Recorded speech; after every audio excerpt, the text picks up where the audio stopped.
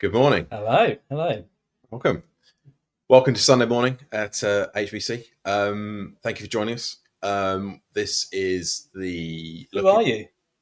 Who am I? That's a good Yes, we haven't question. done that. That's a good philosophical one. I'm Stu. And I'm Richard. Hey, Rich. So this morning we are looking at the fourth in our series that we have been going through, Truth About Heaven. And this one is, what will heaven be like? So that's going to be an interesting questions to be getting into later. So we'll discuss that kind of stuff after the sermon. So this will be what heaven is like. Great. Look forward to it. See you in a bit. Heaven. We all wonder about it. What's it like? Will we see loved ones again, and does it even matter for life today? But what if eternity isn't just about the future, but something we're already a part of? This series, we're diving into what the Bible really says about heaven and eternal life, and why it changes how we live right now. Because eternity doesn't start someday, it starts now.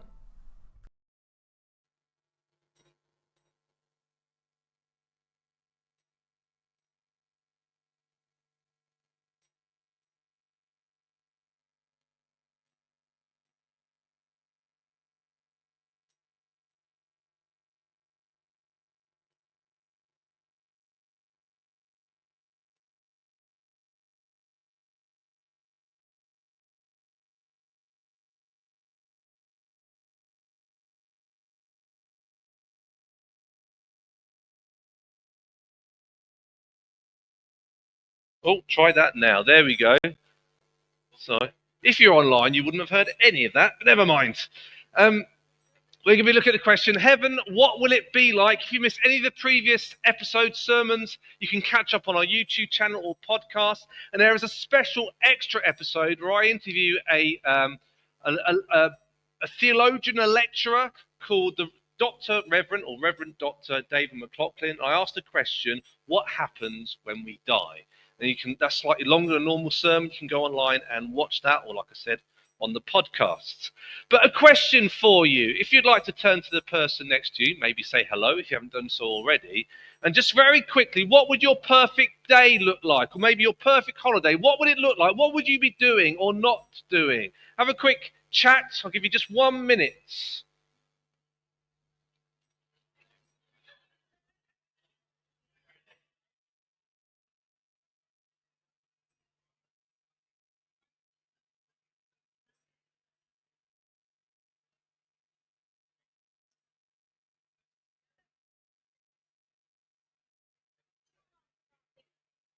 You'll find out in a minute. Yeah. Right, that'll do. I think for me, it would revolve around family, friends, and food and drink. Those are my four things that I absolutely love. I don't know what it is for you. Maybe it's time with family, playing golf, eating and drinking, whatever it is. But what if you got to do that thing you've just thought of or just shared? What if you got to do that forever? You got to do it with no interruptions. Just life was like that forever. See, today we're looking at what heaven is like. What do you get to look forward to when you die? And often what we do, we take those things that we enjoy, those things that are important to us, those things that we value, and we project them forwards into a hopeful future. Maybe it's things that we're perhaps unable to experience in this present reality. So we look forward to a time when we can see loved ones again, or we won't experience this pain again, or I'll be cured of this disease or this disability, or maybe I'll have wealth that I can't experience in the here and now. I live in a shack now, but I'm going to live in a mansion when I die and go to heaven. I'll receive a reward for whatever good I've done in this life. Or maybe it's something different. I remember I was standing in a queue at a Christian conference, and I was earwigging to the conversation in front of me. And I don't know what they were talking about, but the man said, I don't know why people spend all this money on travel these days, I'm just going to wait till I die and do it when I'm in heaven for free. I was like, that I hadn't thought of that one before, but obviously he's looking forward to dying and touring the world and seeing all the sights and sounds. Or actually, maybe it's just you get to enjoy life without all those things that unfortunately get in your way. Maybe it's doing some of those things you've already identified and shared. And really, this has been the same for humans throughout history. For the Vikings, it was Valhalla, where they got to eat, drink, and fight for eternity. In Islam, it's the Garden of Bliss with jeweled couches and the finest foods and drink. For the Greeks, it was Elysium, which is a reward for heroes, where life is easy. Doesn't that sound good? No striving, no struggling. An eternal all-you-can-eat Chinese buffet with no calories.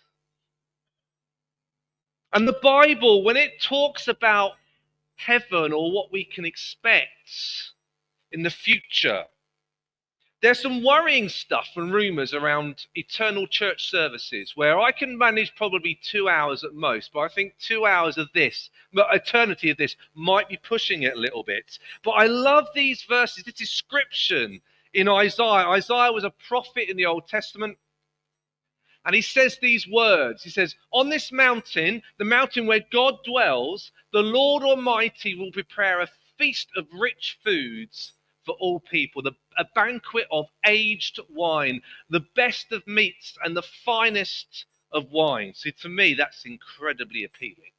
But he carries on this mountain, he will destroy the shroud that enfolds all people, the sheet that covers all nations. He will swallow up death forever. The sovereign Lord will wipe away the tears from all faces. He will remove his people's disgrace from all the earth. The Lord has spoken. See, doesn't that sound amazing? If that's what we get to look forward to when we die, that's something amazing to look forward to. And often when we speak of this future hope in church services and as Christians, we quote from those verses, but we're maybe referring to where that verse is quoted from in Revelation chapter 21. It says this, in verse 4, it said, he will wipe every tear from their eyes. There will be no more death or mourning or crying or pain. The old order of things has passed away.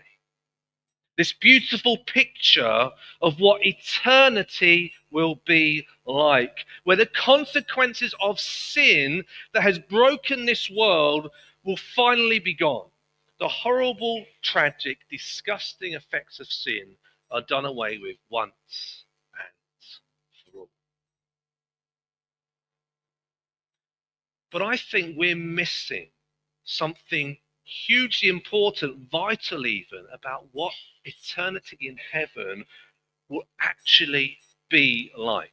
And I think the answer is found in the context of that verse. So we're going to look at Revelation chapter 21 and verses 1 to 4. We might not read 4 again. If you've got a Bible, turn to it. If not, it will appear on the screen. Just a few words. Revelation is written by a guy called John. John wrote quite a lot of the New Testament. He wrote John's Gospel, so his account of his life as the disciple Jesus loved with Jesus. That's John's Gospel. He also wrote 3 letters, 1 John, 2 John, 3 John, very original. And he wrote Revelation. So when we first meet John, he's a young man traveling with Jesus. When he wrote Revelation, he was an old man living in exile on the island of Patmos, and God gives him a vision. He meets Jesus in a vision, and he gives him a vision of what heaven will be like. And these verses are found right at the end of the Bible, where it comes to a climax where this is what heaven will be like, an eternity with God. So let's read them together. So verse 1, then I saw a new heaven and a new earth. For the first heaven and the first earth had passed away, and there was no longer any sea. Now, interestingly here, we've got heaven and earth that become one. Rather than heaven being something where we leave earth and drift off to somewhere and over there somewhere. Actually, heaven and earth become the same place. And there's this interesting phrase which says, no longer any sea. See, in the Bible and for the Jewish people, sea was symbolic of darkness and chaos. It was a reminder of the power of evil, and it was a place of storms and danger. The Israelites weren't really a seafaring group of people. This place would have no more sea, no more darkness, no more chaos, no more evil, no more storms, no more danger. John carries on. And I saw the holy city, the new Jerusalem, coming down out of heaven from God, prepared as a bride beautifully dressed for her husband. And I heard a loud voice from the throne saying, look, God's dwelling place is now among the people, and he will dwell with them. They will be his people, and God himself will be with them and be their God. And it goes on to verse 4 that we've already read. And I believe this is key. When we want to answer that question, what will heaven be like? The key thing about heaven where God's will is experienced fully, his good and perfect will, actually earth and heaven become one, and God makes his dwelling place with his people. Wholly, completely, fully, and eternally. And the word they use for dwelling place is a word which is tabernacle, which is tents. And that points to a time when God had rescued his people Israel out of slavery in Egypt. They wandered in the wilderness for 40 years, and Jesus instructed them to make a tent, a tabernacle, that would be in the middle of their camp, and God would dwell in that place. And when Moses, their leader, he could go to that tent and he could converse, he could talk, he could meet with God in that tabernacle, the earthly dwelling place of God's. And in time, this tent became a building, it became a temple. King Solomon was the first one to build the temple. And by the time Jesus came along, there was a huge temple being built by King Herod, which dominated Jerusalem. And it was seen as the dwelling place of God. If you wanted to find God, that was where you found it. It's interestingly, by the time John was writing this revelation he'd received, the temple had been destroyed by the Romans. It no longer existed. And when John gets this vision of heaven, in verse 22, he says, I did not see a temple in the city. Because there wasn't a need for the temple. God was there in the midst of them. God was everywhere, dwelling with his people.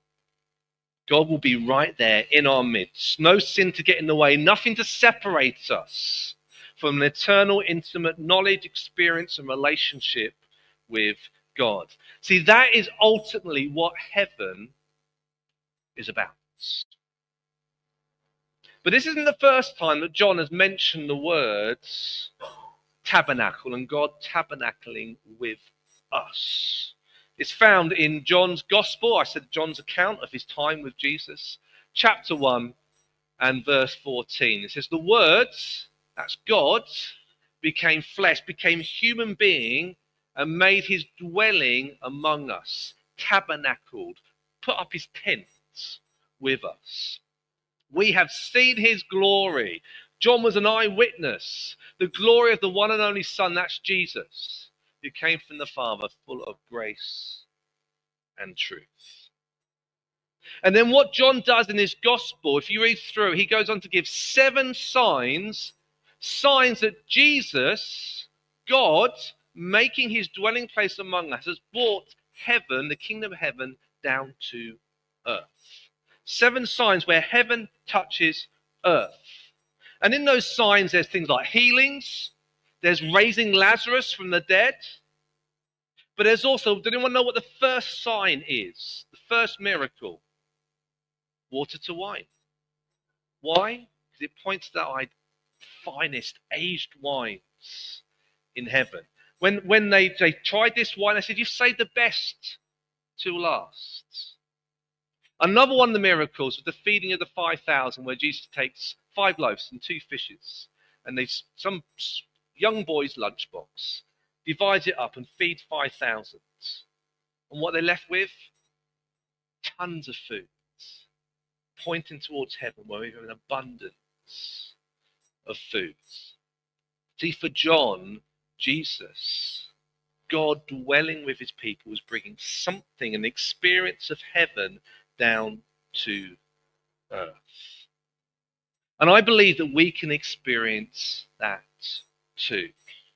See, John recalls a time when Jesus, knowing he would soon die, encourages the disciples to remain, to dwell in Jesus, and he will remain, dwell in them. That the Holy Spirit would come and live inside them. That God will make his dwelling place, not in some temple, not in some tent, but in our hearts. And we have that same promise, that we can become a tabernacle, a temple of the Holy Spirit. And I love these words written by Paul to the church in Corinth. It says, now the one who has fashioned us for this very purpose is God, who has given us the Spirit as a deposit, guaranteeing what is to come. See, an eternity with God has already started. God is here, not fully. We still live in a messed up, broken world, marred by sin. But we have been given a foretaste, a deposit, a guarantee of what is to come, an eternity living with God. So this leaves me with a challenge, and it might leave you with a challenge as well. When I was preparing this, and I asked myself, why is it that when I think of heaven, when I project those hopes and those dreams and those values forwards, do I first and foremost thinking of great food and wine rather than a restored relationship with God? Why am I not excited about that? Is it because perhaps God is too alien to me in the here and now? And I'm more aware of food and wine and friends and family than I am of God's. Because I think what this has told me is that heaven isn't just where you go, it's who we know. That the more we seek God's presence now, the less he will feel like a stranger in eternity. I need more of God's Spirit, the Holy Spirit within me. I need to grow in my relationship with God so that he isn't a stranger to me. I need to realize that in the here and now, I have the gift of union with God, who made me, knows me, accepts me, and loves me. In a moment, I want to pray for you guys, but we're going to just listen to some questions.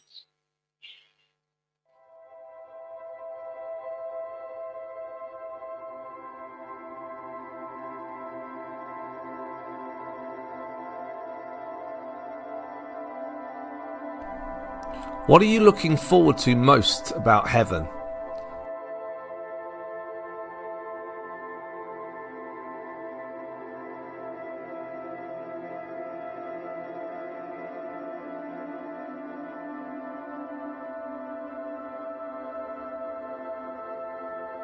Has anything in this series surprised you or challenged your assumptions about heaven?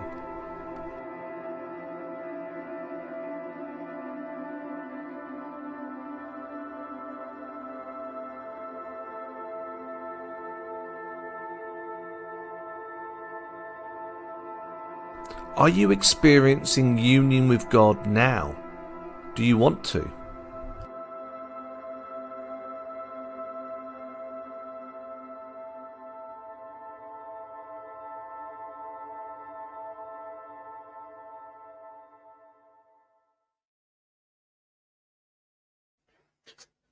Thought-provoking stuff. Very good. Yes. Definitely. It's yeah, there's a lot to unpack in that. That's not a simple to think about. What do you think you're looking forward to then? about heaven. So, yeah, I mean, I guess all the kind of things that Martin was talking about, kind of like at the beginning, and what people chatted about and stuff. But yeah, I think it's kind of there's so much peace to be had. Like, just I think in that, and then kind of like that presence of God all the time. Like perhaps that sometimes we just miss in this life. Kind of it's not just eternal worship and peace and joy. There's so much more to it, isn't there? Don't you think? Yeah, I think not having sin is. Yeah, I think that's the thing, that there's the big nothing one. that's going to pull the rug out from under you. No, and you're not going to be sinful, and you're not going to have negative thinking or say something. How amazing is that going to be? Yeah, Not being your own worst enemy. Yeah, that's it. Yeah.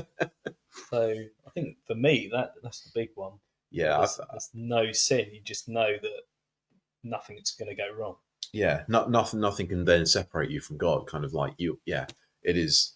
This is what eternity will be like. Kind of. Yeah. But actually being with God, I mean, how's that going to be? That's going to be. Yeah, I don't think I can. I don't think my mind can get there. Like it's too big.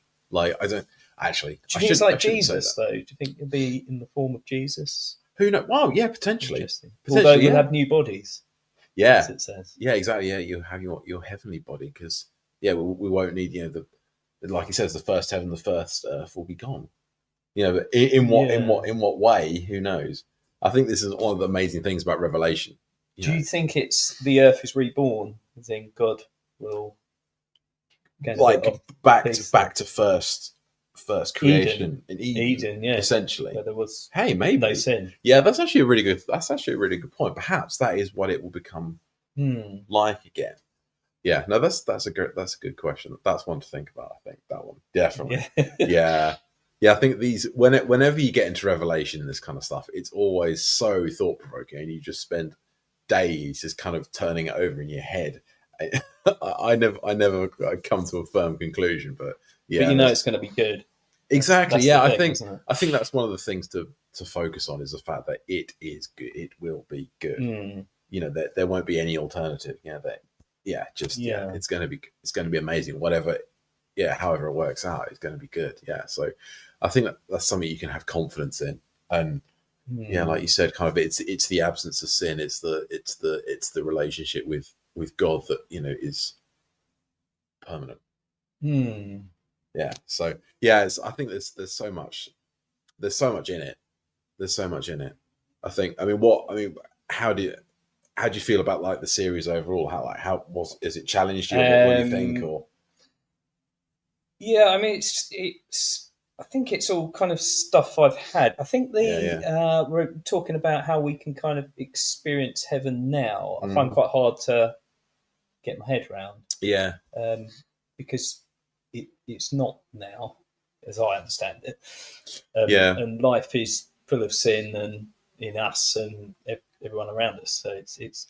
Yeah, I think that there is a lot in that kind of.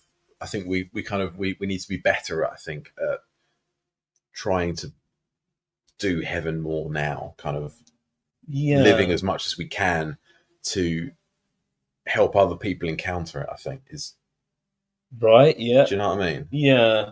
Because we can have that peace that we know that God gives us, but for many people in the turmoil of life, they absolutely don't have that.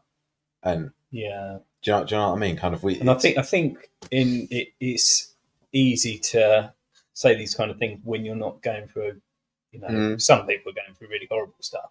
Yeah. And I'm, quite thankful I'm not. But I think it is that, like, having that heavenly perspective on, like, however awful things happen in this life, there is a resolution to it. There is something more than, there is something better than, Yes. And God will work it all out for the good of everybody. It's not that this is permanent. It's not like the strife and the toil in life is that will end. Again, it's do we pretty big. Want to address the elephant in the room? absolutely, we should always address the elephant, because otherwise the elephant gets sad. But yeah, we should definitely address the elephant in the room about kind of the alternative to heaven. And I think we should never. The gospel it's a double-edged sword, isn't it? It's kind of you can't ever ignore kind of like if people choose to walk away from God, if they don't profess. So everyone has the choice to follow Jesus, don't they? Absolutely. And to absolutely. have God, eternal life. God choose not to. is a just and faithful God, but at the same time, there is always the other side, isn't there? That kind of like the people that choose to disregard God will have to spend eternity away from Him. And however that is, and however the Bible paints a pretty strong picture. But it's I think we have to trust that God is pure and holy, and like his judgment, then kind of however fire and brimstone you want to be about it, kind of like the absence of God in eternity, I think will be pretty horrendous. Because if you kind of, perhaps if you think about it in terms of the I don't know how to put it, like if you kind of think about like kind of like that God is with us now, imagine what eternity without God at all would be. Do you know what I mean? It's hard to explain. It's probably not a popular thing to discuss, but it's one of those things. But I think it's good to remember, absolutely, because that spurs you on to help people to find heaven. Exactly. Yeah. Not that you can force people to believe in Jesus. But, no. Exactly. To actually gives you the heart to share. Because I mean, it's not down to us being good, though, is it? No, absolutely that's the not. thing. It's not like it's good grace. People. It's about grace. It's heck, we'd never get there by our own works, would we? Goodness, no. So it's all Jesus. It absolutely, it comes. It kind of goes in a full circle, doesn't it? Kind of, you've got that grace that we live by each day, and that we get. This is how we can get to God, because of what Jesus did, but obviously people can choose to reject that, and that has consequence. But that God is loving and pure and just and right, and kind of we can trust in that. I think that's the really important thing, that we can trust God. Yes, and kind of now and going into eternity. I think that's there's a certain amount of comfort in that. Oh yeah. Do you know what I mean? Yeah, it's not on my works that I'm going to get to heaven. Yeah. That's the thing. Absolutely. It's some pretty weighty things there. I think it's. I mean, we could probably spend the rest of the day talking about this kind of stuff. But it's pretty big. But what about the emails? Give them the emails. Yeah, I was just about to say. I think there's because obviously this is quite thought provoking and it's quite challenging, and I think there's probably a lot to unpack, and particularly if this isn't something that you've really thought about before, then certainly if you want to get in contact, as the email appears on the screen, got questions at hawleybaptist.org.uk, then do contact us, and somebody much wiser than me and Rich will get back to you with hopefully some constructive answers. But again, if this has really kind of prompted you to think, I need to do more, do whatever it is, then we also have the join in email, join.in at hawleybaptist.org.uk. So again, if there's something that you feel like you really want to do, you want to help people with, then contact us, and we'll go from there. But I think it's a really, really challenging series, and hopefully it's really thought provoking for a lot of people. That kind of there's a lot to think about, and what can you change in your life to enable others to see it.